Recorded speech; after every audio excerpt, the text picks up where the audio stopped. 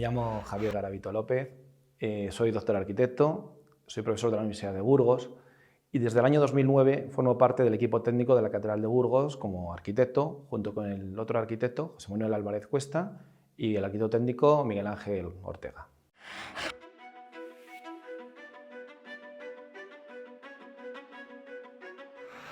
La Catedral de Burgos es un monumento muy singular en cuanto a que implica la introducción del gótico en España. Es la primera catedral construida en estilo gótico en España. También ha sido una fuente muy importante de transmisión de conocimiento a lo largo de toda su historia.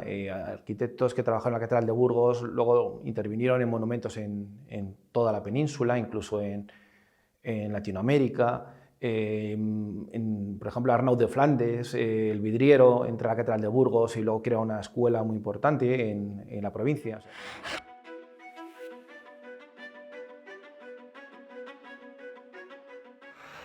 A mí lo que me parece más atractivo de la Catedral de Burgos es que la Catedral de Burgos es una amalgama de estilos. Es eminentemente gótica, la Catedral de Burgos, pero tiene elementos muy relevantes renacentistas, barrocos, que al final lo que hacen es enriquecer el monumento y están muy bien integrados. La imagen es una imagen muy homogénea a lo largo de la historia de la Catedral de Burgos y es un monumento que la verdad que refleja muy bien el paso del tiempo.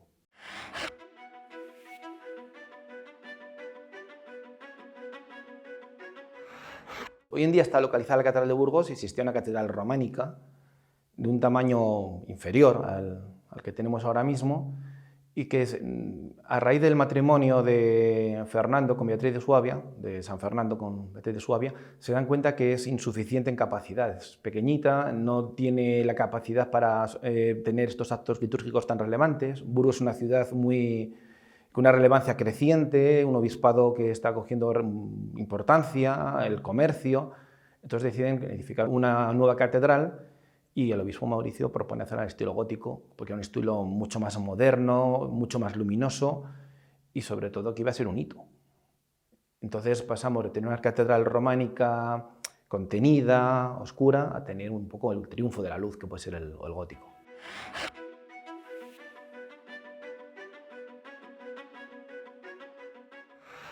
El gótico es una gran revolución en la arquitectura y en la construcción. O sea, pasamos de un estilo anterior, el románico, que es un estilo que está todo basado en muros de carga, en estructuras muy pesadas, bóvedas de cañón, muy complicado abrir huecos para introducir la luz, a tener una estructura independiente, que es la estructura de los nervios góticos, de los pilares, arbotantes, pináculos, que al final lo que hacen es liberar los muros, se puede alcanzar mucha más altura y sobre todo se introduce la luz a raudales dentro del edificio, porque ya realmente los muros no tienen función estructural, ya solamente son un cierre, ¿no?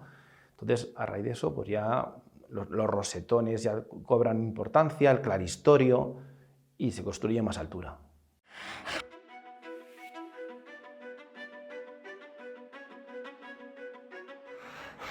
Los estudios que se han ido realizando en el tiempo de la catedral nos cuentan que la catedral se empieza a construir por lo que es la cabecera, hoy en día el presbiterio.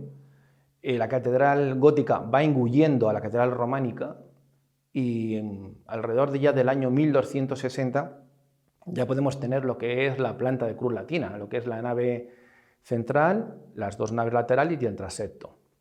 A partir de ese momento es cuando ya se empiezan las labores en el claustro, los dos niveles del claustro, y ya con el paso del tiempo se va enriqueciendo la catedral con las capillas laterales y sacristía y demás. Entonces es un proceso progresivo, pero lo que es cierto es que lo más relevante es que la catedral gótica, el principal volumen, se edifica más o menos en 39 años, con lo cual tiene una gran pureza ese gótico francés inicial.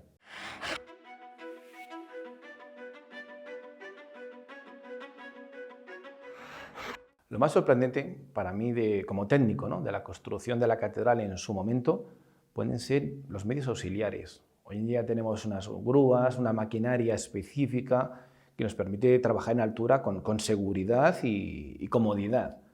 O sea, estamos pensando que que los medios que tenían en el siglo XIII eran muy similares a los que describe Vitruvio en el Tratado de Arquitectura del siglo I, un poquito más evolucionados, a base de poleas, cabestrantes, los andamios son de madera, atados con cuerdas. Entonces a mí me parece una aventura, o sea, poder elevar una piedra hasta 88 metros de altura que pueden tener las agujas a base de cuerdas, poleas y sobre madera. Me parecía un riesgo tremendo y me parecía increíble que lo pudiesen hacer.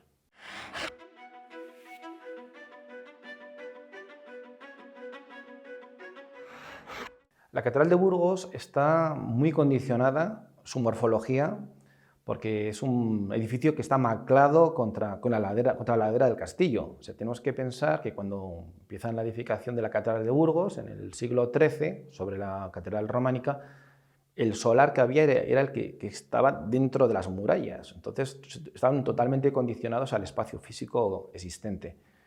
Entonces, se tienen que enfrentar al reto de construir contra una ladera, con todo lo que implica.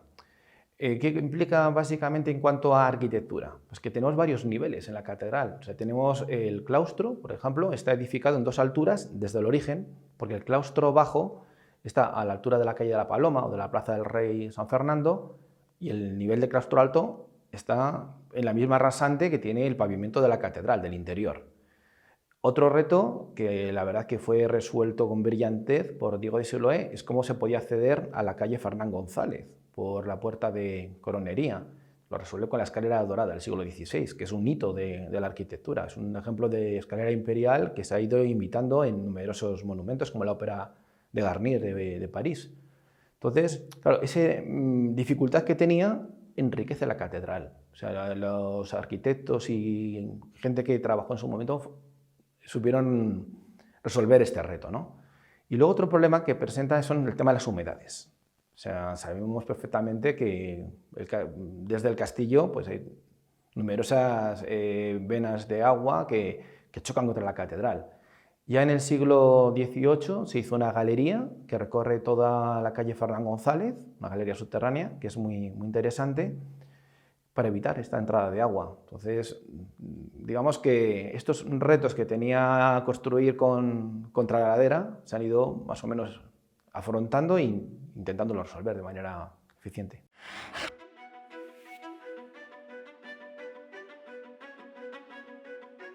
Esta galería, o cámara bufa, lo que hace es recorrer toda la calle Fernán González, en lo que podría ser el perímetro de la catedral. Arranca desde la plaza de Santa María y llega hasta el patio de Pellejería, que es donde están los accesos a esta galería, y lo que hace es, en la parte inferior, en lo que sería el suelo, pues tiene una rejilla y una canalización, que toda el agua que llega a esta galería, al final lo que hace es canalizarla y la vierte al saneamiento municipal de la ciudad de Burgos.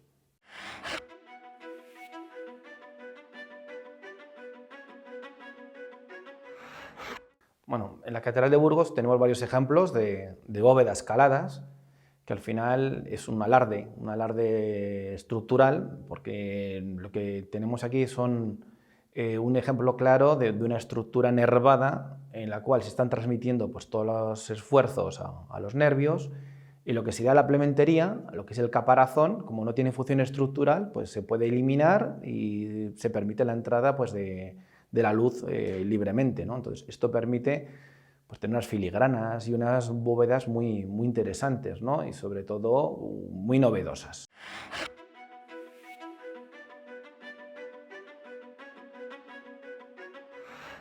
Un tema muy interesante de la Catedral de Burgos es la construcción del primer cimborrio, diseñado por los Colonia, que en el año 1539 se desploma por la noche y gracias a Dios no hubo víctimas mortales. Tuvo un daño muy relevante en la catedral, pero no hubo víctimas, que es lo más importante, ¿no?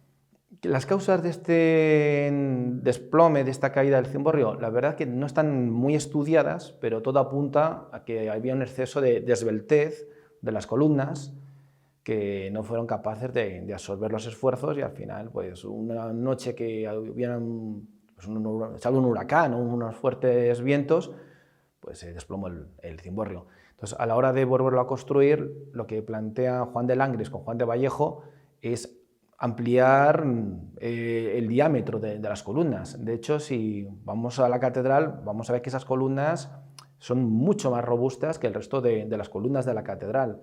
Tenemos que tener en cuenta que cuando se hace la Catedral de Burgos, lo que es la teoría física de la estática no es de aplicación. Aquí es casi un prueba y error, ¿no?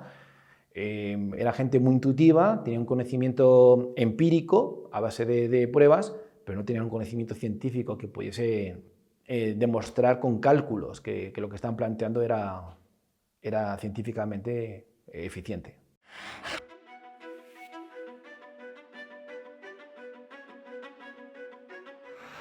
Las matemáticas y la física tienen una gran relevancia en la arquitectura. El problema es que cuando se hace la Catedral de Burgos, el conocimiento que tenemos hoy en día no era el mismo, evidentemente. Por poner un ejemplo, ahora mismo estamos haciendo una investigación, mi grupo de investigación con otros colaboradores de la Universidad de Burgos, estamos estudiando por elementos finitos el comportamiento del claustro de la catedral y estamos analizando de un modo científico cómo trabajan las bóvedas, los contrafuertes, el sistema de tirantado que en su momento propuso Lampérez, y estamos viendo cosas muy relevantes, como por ejemplo los tirantes que situó Lampérez a principios del siglo XX realmente no eran necesarios. Ya con la intervención que hizo Lampérez de eliminar la tercera altura que tenía el claustro y solucionar el tema de la cimentación del claustro, que estaba en muy mal estado, ya funcionaba perfectamente.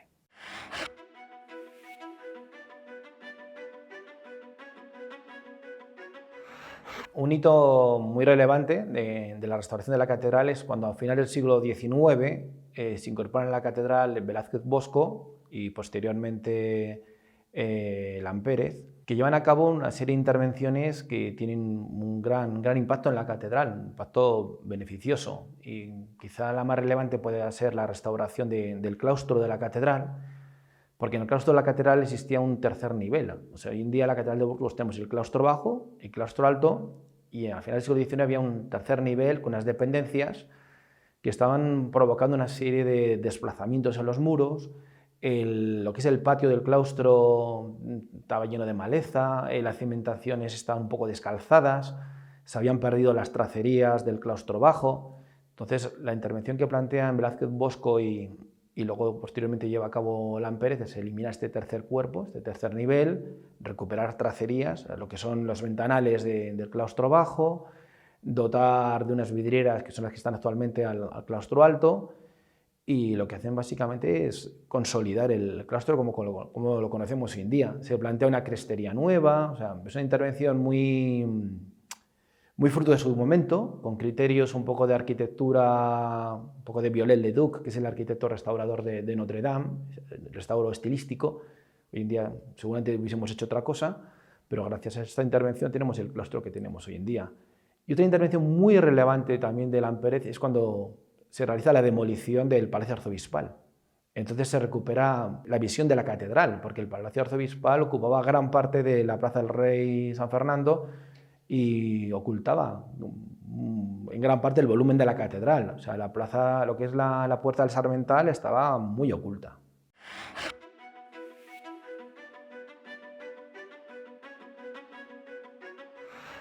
Un elemento que llama la atención a veces en la catedral es la estructura que se puede ver a través del calado de las agujas. Es una estructura que es una especie como de cono, como de pirámide, ¿no? Se tiene la falsa creencia de que esta es la estructura de las propias agujas de piedra, cuando realmente es la estructura que está confinando, que está soportando la escalera de caracol que da acceso a los balconcillos de las agujas, ¿no?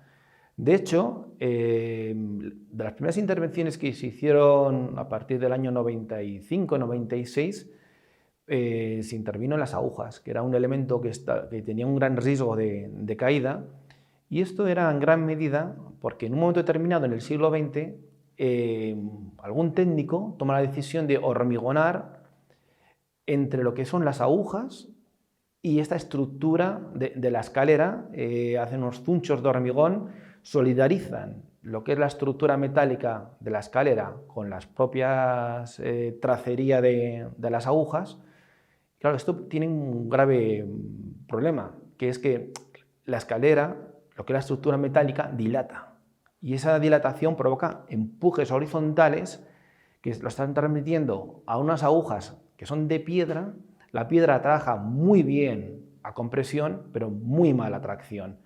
Entonces, claro, las grietas que podía haber al inicio del siglo XX se habían agravado en gran medida a finales del siglo XX por esta mala interpretación de una estructura, ¿no? Entonces, lo que tuvieron que hacer fue desolidarizar la estructura metálica de la escalera con respecto a la piedra. Y luego lo que hicieron la piedra fue pues, ir cosiendo la piedra, reintegrando los elementos deteriorados, de tal manera que la piedra trabajase a compresión y totalmente independiente de esta estructura metálica que no es de las agujas.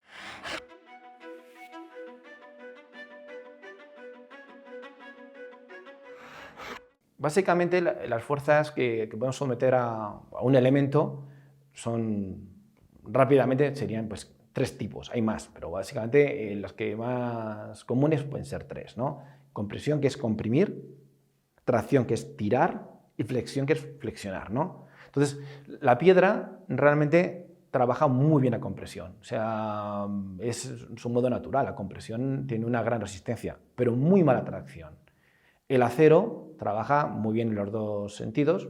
Entonces, por ese motivo, cuando hacemos el hormigón armado, pues tenemos lo que sería el hormigón, está trabajando muy bien a compresión, y la estructura que metemos de los elementos de acero es lo que trabaja la tracción. Entonces, claro, al final le hacemos que trabaje perfectamente este elemento.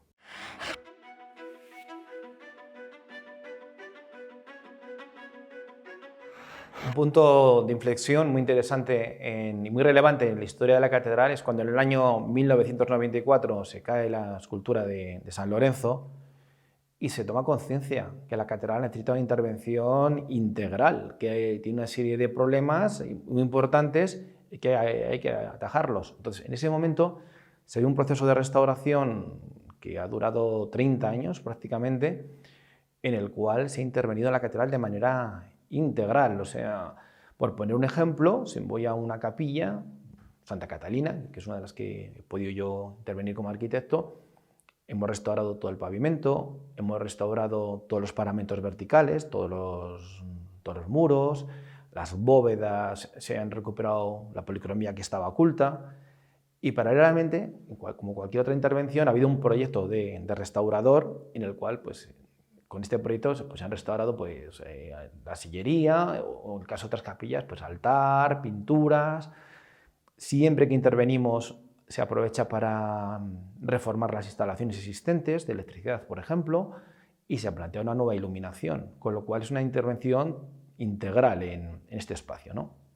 Y esto se ha llevado a cabo en toda la catedral, en todas las intervenciones que se han hecho en la catedral. Tenemos que distinguir entre las intervenciones que se han hecho en el interior de la catedral con respecto a las que se han hecho en el exterior, ¿no? En las fachadas o en las cubiertas. En el exterior lo que nos condicionaba era sobre todo el grado de contaminación que había tenido la catedral a lo largo del tiempo, y esa presencia, esa costra negra, de esa suciedad que era tan característico de la catedral de Burgos. De hecho, hubo una cierta polémica con las primeras intervenciones en la catedral cuando la gente vio que la catedral era blanca. Yo recuerdo el comentario de «están pintando la catedral». En ese momento yo no era arquitecto de la catedral, y lo que están haciendo era quitar la suciedad, esa costra tan dañina para la piedra. La piedra de la catedral de Burgos es básicamente es caliza de Antoria, que es blanca, o una caliza de páramo también, que es blanca, ¿no? Un elemento más tipo cimentación, ¿no? Entonces, recuperar ese color blanco a la gente le impresionó. O sea, pasamos de una catedral muy oscura a una catedral muy luminosa. En el exterior, aparte de esta limpieza, pues se han hecho reintegraciones de algún elemento que estaba perdido, algún elemento estructural. En las cubiertas, algunas de ellas han sustituido la cobertura de teja por plomo, por temas de mantenimiento y temas de poder encauzar el agua de lluvia, es más efectivo que la teja. Y lo que sí que se ha hecho ha sido mantener toda la cobertura de teja en los elementos más visibles de la catedral, como la nave central y el transepto.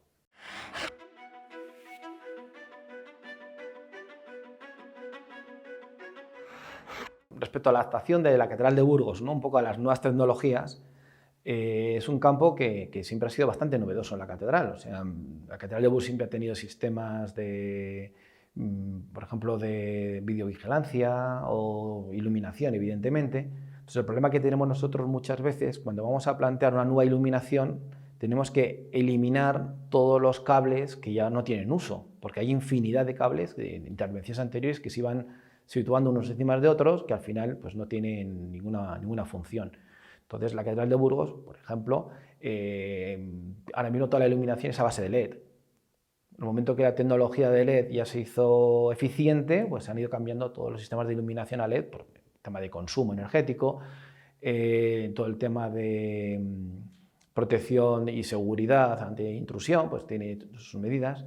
Y respecto a incendios, el elemento que más problemas podría tener es el archivo de la catedral, pues tiene su propio sistema de detección y de extinción de incendios acorde al contenido que tiene, que es pues, un archivo muy relevante en cuanto a manuscritos y libros de gran interés. En las intervenciones que hemos hecho en la Catedral de Burgos, por ejemplo, en las vidrieras, sí hemos planteado colocar vidrios de seguridad para proteger las vidrieras. Y aparte hay unas mallas también de protección, porque que no nos lo creamos, hay vándalos que han lanzado pues, botellas contra las vidrieras de la Catedral de Burgos, a gente que no tiene ningún respeto por el patrimonio por lo poco, y no debe tener dos dedos de frente. Entonces, siempre tenemos que estar pensando en que lo que hagamos nosotros sea durable y que tenga un mantenimiento cómodo y, sobre todo, evitar estos actos vandálicos.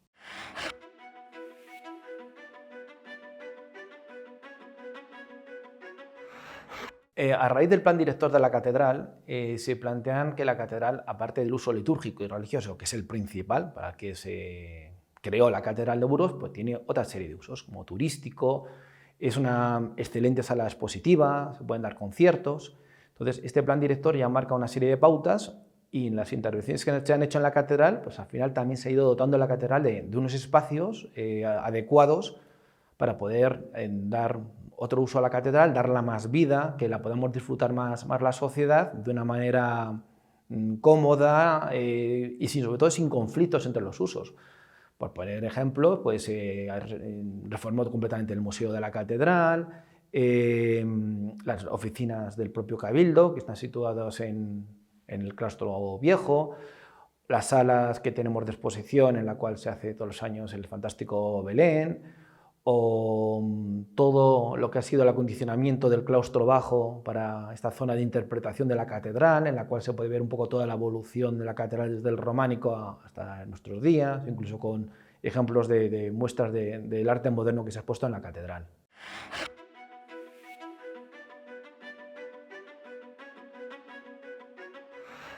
Pues podríamos decir que la catedral está prácticamente restaurada al 100%, o sea, quedan detalles pequeños, por poner alguno, igual quizá intervenir en las bóvedas de la capilla de Santa Ana, que quedaron ahí sin hacerse en su momento, terminar de la restauración de las vidrieras de la capilla de los condestables, y son intervenciones muy localizadas y desde luego no tienen la envergadura de las actuaciones que se han llevado a cabo. La verdad que la sensación, yo creo que es una sensación muy positiva, o sea, es un monumento que era excepcional y lo único que se ha hecho ha sido ponerlo en valor. O sea, por poner otro ejemplo, pues el claustro, cuando se restauró el claustro alto, pues se recuperan las policromías que estaban debajo de la suciedad y ha sido pues muy interesante ver todo ese colorido dentro de un espacio que era tan negruzco y tan oscuro, ¿no? ¿Qué nos queda hoy en día por hacer? Básicamente mantenimiento. O sea, ahora mismo ya son intervenciones mínimas, pues tema pues casi de comprobar el estado de la cobertura, de las tejas, limpiezas puntuales, comprobar que no surjan líquenes y musgos en los paramentos verticales. O sea, ya son actuaciones mucho más localizadas y sobre todo actuaciones mucho más sencillas, porque lo que era la actuación de gran envergadura ya se ha llevado a cabo.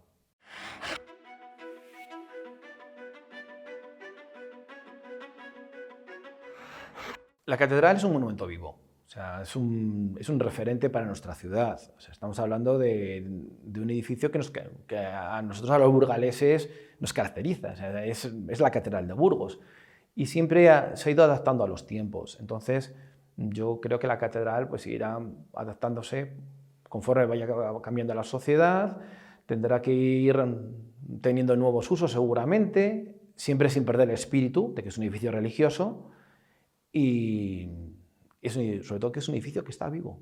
Ha estado vivo durante 8 siglos.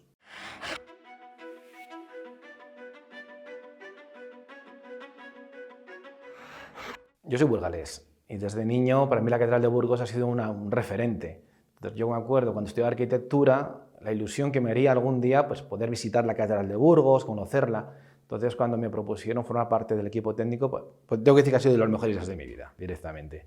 Porque es un orgullo poder trabajar en un monumento de esta envergadura siendo de esta ciudad.